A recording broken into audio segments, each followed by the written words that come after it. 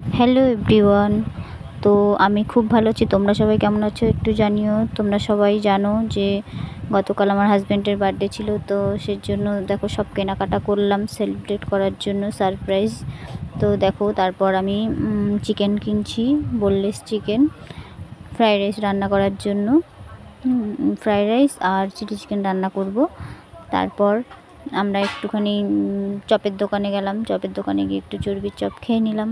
বাড়ি আসলাম, বাড়ি এসে সব রান্নার জোগাড়জান্তি চালু হয়ে গেল।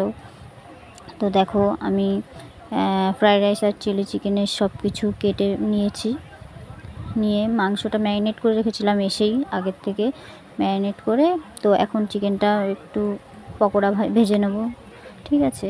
তো চিকেন পকোড়া ভাজা বসালাম, তার মধ্যে আমার হাজব্যান্ড চলে আসলো। তো আরও পাড়ার দাদাদের ডেকে নিলাম, ডেকে তো বার্থডেটা সেলিব্রেট করে নিলাম। তো ও দেখে খুবই খুশি হয়েছিল, খুশি হয়ে আবার বলছে যে কি ব্যাপার, তুমি এত টাকা কেন খরচা করলে, ওর বার্থডেটা যদি সেলিব্রেট হয় না সেরকমভাবে। তো এবার আমি করলাম, আমি নিজেই খুব এক্সাইটেড ছিলাম বার্থডেটা সেলিব্রেট করার জন্য। তো দেখো সেলিব্রেট করে ও আবার ছেলেকে ডাকলো, ছেলেকে কেক খাওয়াচ্ছে, তারপর আমাকে খাওয়ালো।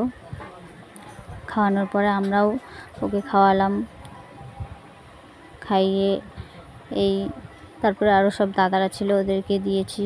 দাদা ছিল, দেওর ছিল, দুটো দেওর ছিল আর ভাসুরের মেয়ে ছিল। তো সবাই মিলে একটু ফটো টটো তুলে নিলাম, দিয়ে বার্থডে সেরে কেকটা সবাই একটু দেখো। তারপর সবাই মিলে একটু ছবি তুলে নিলাম। তো কেমন হয়েছে সবাই একটু জানিও। আর দেখো এই যে সব দাদা ভাই সবাই আছে, সবাই মিলে ফটো তুললাম। তারপর মায়ের আশীর্বাদ, মা আশীর্বাদ করলো, পায়েস খাওয়ালো। খাওয়ানোর পর তারপর দেখো আমরা সবাই মিলে একটু সেলফি টেলফি তুললাম।